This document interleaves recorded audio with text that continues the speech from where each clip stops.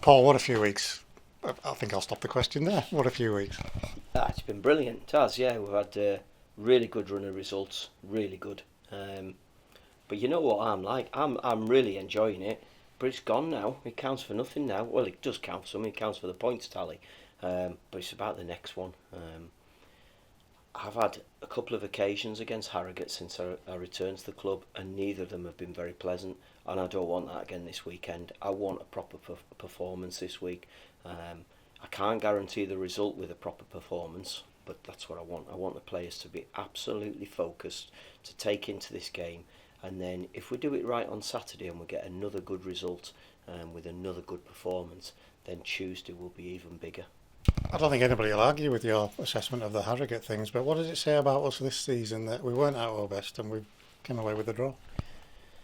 Yeah, we nicked it, didn't we? We were late on, and that's the sort of resilience that the players are showing. There's a togetherness, there's a spirit amongst them, there's quality as well. Let's not get away from that. You know, I've heard some ridiculous comments from the other night that we didn't carve Barrow open.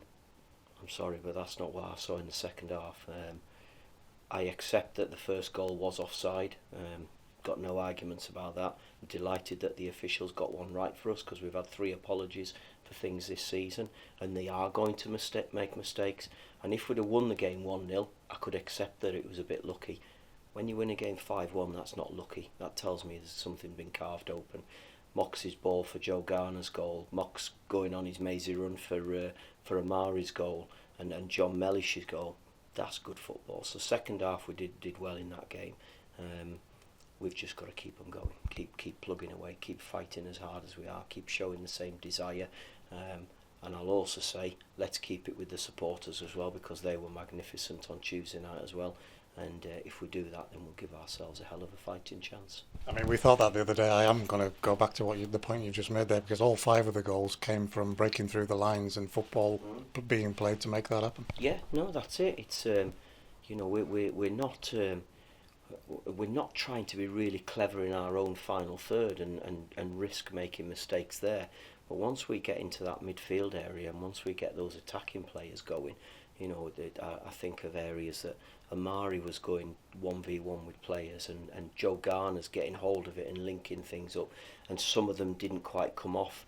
John Mellish had a really good chance that Farman made an excellent save from when he sat on the ball just before we got the goal. So we had some good opportunities, and really, if I think about Thomas in terms of saves that he had to make, he didn't really have a lot of saves to make. So that as a team, we're defending our goal really well, and I don't mind if opposition teams want to have possession in their own half or in the middle of the pitch, as long as they don't come and trouble our goal. That's all I'm bothered about. We've been guilty of saying in the recent past, how do we get momentum? Now, how do we keep feet on the ground? Well, you keep feet on the ground just by consistently saying the same messages and doing the same things, and that's what we're doing. We're trying to keep them right, we're trying to keep them focused, and what I will say is that I'm not finding it hard to do that because the players are making all the right noises as well. I think we've got a core of really good pros in there who all want to try and do things properly, and that's not just the starters. I'm looking at lads who are on the bench or even not involved. You know, we've had a session today, a top-up session, and the standard was outstanding, really, really good. The lads who are not playing, so they're driving standards as well, and they're making sure that they keep pushing everybody else. On and off the pitch, I think everybody is seeing the benefit of this calm approach, because, let's be honest, for 40 minutes on Tuesday night, we've had to stay patient. Everybody, stay patient, stay together, and then it starts to happen. Yeah, well, games are not won in 40 minutes or even 45 minutes. You know, you give yourself a chance of winning if you do it properly. It's won over 90, 95 minutes, whatever the added time is. So you've got to stay with the game, and if it's not quite going for you, that was my message I kept shouting on after 20 and 30 minutes to everybody. Just stay with the game, stay involved in it. Don't get screwed up if they have a spell and if they've got possession. So long as we've got our shape right and we're competing properly, it's fine. We're okay. So they kept the heads right, and we did have a stroke of luck with the first goal. Totally accept that. I don't actually know how it wasn't flagged. I'm not really bothered why it wasn't flagged. but we got that little bit of luck, and sometimes when you work hard and you try to do things properly, you do get bits of luck. So that gave us the lift going in. I'll be honest with you, it didn't change what I was going to say at half time because we were 1-0 up, and because there was things that I knew that we needed to do differently in the second half to give ourselves a chance. And thankfully the players went out and executed whatever messages we did give them, and they went and showed what they're all about. Similar question to one I asked earlier. How do we have the players understand the opportunity they've created for everybody without getting carried away with it? Well, it's an interesting thing about you sort of toy with the idea. Do we give them the message? But they're not daft. They know what the league table says. They know that we've got a great opportunity. We also know we've got to keep going because we want to chase the two teams above us. We know we're being chased, but we want to chase the two teams above us. Stevenage have got a couple of games in hand on us, and there's no guarantee they're going to win them. But also we've got to play the top teams as well. In fact, we've got to play most of the teams in and around the top half of the table. So there's a lot of tough games to come.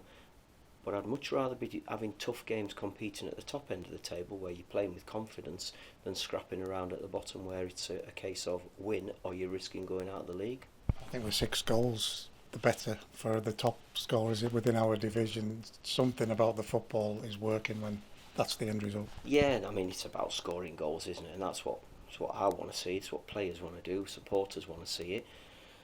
And we are encouraging them. We give them a bit of a free rein to go and be creative in the final third, and they're doing it. We're scoring all sorts of goals. We're getting tap-ins from centre-backs, from set plays. We're getting great finishes from outside the box. We're getting John Mellish making underlaps and scoring penalties. We don't care how they come, as long as they just keep coming, and the intent is there. I'm a big believer that you keep it right at the back as well and keep getting clean sheets, and so there's things that we need to keep working to do. But all in all, I've been absolutely delighted with the group from the first game of the season. It's the quality of the football at the moment as well that's got all these 8,500 fans buzzing at the moment. Yeah, it is. Yeah, it's been good football, and there's a gritty determination about it as well. We talked about the first half, but the fans stayed with us in the first half. I knew they couldn't have been bouncing for joy with how it was, because they had a little bit of the ball in the game, or a lot of the ball in the first half. It is about seeing games through over the 90 odd minutes, so it's not about first 20 or anything like that. You've just got to make sure you stay with it and you complete the full 90 odd with a solid performance, which in the end, that's what we did. What would it mean to the first team group to see a similar type attendance on Saturday? That would be massive for the whole football club. I thought the way that the club handled it, all of the office staff and the ticket office and the stewarding, was absolutely first class. I mean, obviously we had that one silly incident with somebody throwing whatever it was on. I didn't actually see it, if I'm going to be honest with you. I was talking to the bench, I didn't realise anything was going off, but I think the whole club handled the game really, really well. It's the biggest midweek attendance for many a year, and the fans came out in numbers, and it will be enormous for the football club, for everybody involved, and the players in particular, to run out again on Saturday with a massive crowd at home for one of our next home games. And Harrogate, there won't be no rollover. Simon Weaver will want them to get back to what they were last season and beginning of this season. Yeah, and as I said, they've given us problems when I've had 2 games there, and I don't want that again. So they've made a couple of signings this week, or they've made quite a few over the last few weeks, because they obviously need to try and do something. I think they've got some good footballers. A little bit similar to when we went to Rochdale. I can't actually see why Rochdale is struggling, because I think they have got good footballers, and I think Harrogate are the same. I think they've got a core of good players, they've got strikers who can get goals, particularly Armstrong. We've just got to make sure that we're absolutely focused, our mentality's right, our performance levels are right, and we've got good energy about us, and hopefully we can cause them a lot of problems. Do you buy into this bogey team thing? It's something all the fans are already on social media saying this is our bogey team. Does that ever get into a footballer's psyche? Well, it doesn't into mine. I don't actually believe in it, and I do actually remember having a bit of a go at our Doc Howarth when I was here first time round, because he made a comment to me one Friday morning when I came in. He was in, and I was all happy and jolly, and I said, morning, and he said, I'm not looking forward to this weekend's game, this is one of our bogey teams, and I actually lost it and just said, look Doc, you're going to have to shut up there, because we're the only club who has 91 bogey teams. It just tells me that we've not been very good, so let's get rid of all them thoughts about bogey teams. It's gone. It ain't going to make a difference. If we're not very good on Saturday, then they've got a chance of winning. If we're good and if we're right, it doesn't matter what the history says about our games against them, we'll be okay if we're right, and that's the only thing we have to focus on. Preparation wise, it feels like, as an outsider who doesn't have to train footballers, that the weather's been better. Have you been able to do the training that you want? Well, it's not ideal. No, the weather, we've had so much rain again, and as much as the ground staff work hard to keep our one pitch in play, it's a real challenge for us as a football club. I think it's a frustration really, because if I go back to 2006, we still had the same issues as what we've got now. I bet every manager's had the same issues, and I just look around the city and think there must be somewhere where we can get a training ground built. There must be something. I don't know who. I don't know whether it's a really wealthy businessman. I don't know whether the council can help us. Who knows? I don't know. But Carlisle United Football Club doing well helps our city. There's no doubt about it. You just have to look at the faces on people on Tuesday night, the smiles on faces, the noises that's going on, the buzz that goes around the whole of the area when the team's doing well. So there must be some way that we can get some help with our training facilities to get us a facility that makes it right for us, that will help to keep the club going. And I know I'm going off on one here, but it's a big thing for me. I keep talking about wanting the football club to be better. The fans coming in numbers. I went up and into the Foxes on Tuesday night before the game and talked about my team selection and whatever else they wanted to know. And there's a buzz around that place. The place is packed, so come on, let's get something for our football club that's going to give us a training ground, a training facility that makes us a proper football club. Everybody else is doing it. All the other cities, towns up and down the country, they're getting facilities which goes with the football club, and it's something that we've got to get. If we want to keep moving forward as a club, we have to get it, because players need it to know that they're coming in. So hopefully the weather will be kind, we can get some facilities from somewhere, I don't know where, and we can keep moving forward as a football club. And I did my 18 months as kitman for the club. I remember we were pulling into places like Forest and Leicester, great examples, where there's domes, there's pitches, there's Astro. You've got the choice of perhaps 15 pitches. That's obviously the aspiration. What would you actually want here to help you to move forward with this football club? Oh wow, yeah, that's dreamy. That's dreamy to get that. I've been really fortunate in places like Derby County and at Bristol City. We had wonderful training grounds. We're talking about, even if we could have 2 pitches, would be a massive improvement, so we can rotate it round. If you could have some sort of indoor dome when it's snowing or frozen or whatever, and the thing is, you can get some use back out of it. We have a lot of use out of the Neil Sports Centre.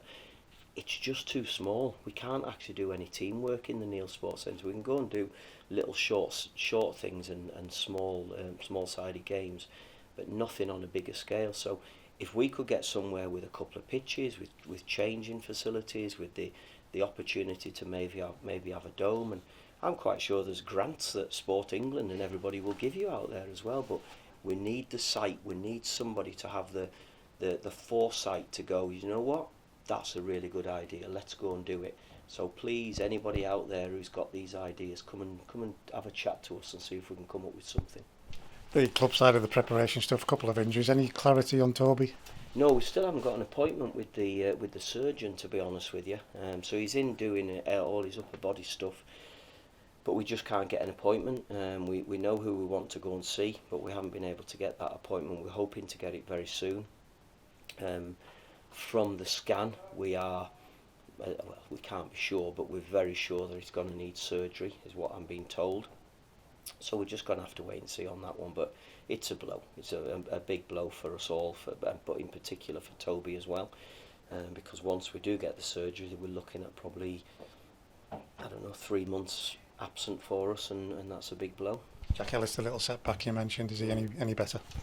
He's certainly showing improvements, but I think we originally talked about 4 to 6 weeks, so he's maybe setting back a week or two, which will still put him in that 4 to 6 week bracket from when he did it. I think this weekend's going to be too early for him. No, I'll guarantee it's too early for him this weekend, so he won't be involved, and we'll see how he progresses over the week. He was just getting to a point where he's doing everything. He joined in training with us Friday and Monday, but then when we did some extensive runs with him afterwards, he just felt it towards the end. We thought it was a bit of a fatigue issue, but it's not. It's something more than that. So we just need to rein it in a little bit, and then we'll see how he progresses over the rest of this week, and then next week with a view to whether he's right for Wimbledon.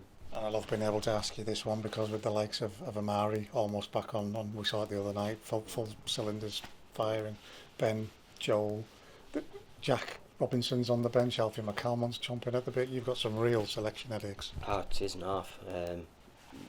Great selection headaches. You know, one of the staff said to me this morning, "What are you thinking for the team for the weekend?" And I said, "You know something? At the moment, I don't know. I'm going to just let it go for the rest of the day. I'll watch them all in training, see what they're like. I will name the team on Friday morning, so they will know it.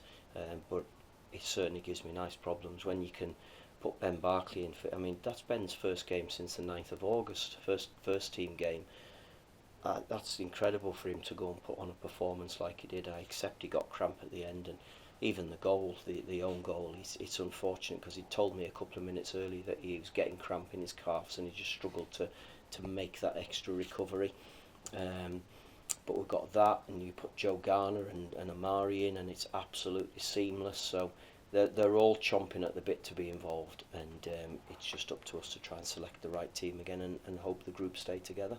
Challenge for the 18, whoever they are, to take it to 5 in a row. Yeah, no, that's the next one. You have to keep building. You've got to keep moving on. We've now got a really good run of games coming up again, with this one being the first one, and we can give ourselves, if we do it properly, we give ourselves a lovely full week of preparation where they'll get a couple of extra days to rest and recover, because it's been quite intense. But we've got to do Saturday first properly. We need to make sure we take care of that game, and then we know that if we take care of that game, we'll still be sat third at the end of it, and we can move on. When we hit that 42 points, which was your first target that you revealed for the season, we've motored on since then. That is exactly what you wanted. Yeah, there has to be. You know, it has to be full foot down now. We're getting close to I always talked about the last 12 games of the season being where you have to be looking to peak in those 12 games. Now, that's still a challenge for us because we don't know what's going to happen in those last 12 games, but you look at them and there's some right tough games in those last 12. But I just think we've got a really interesting month with Wimbledon away, and with Mansfield at home, Colchester at home. I think it's Crawley at the end of the month. Some tough, interesting games, but it's in our hands. If we go and do it properly, we can be sat in a really good position at the end of February.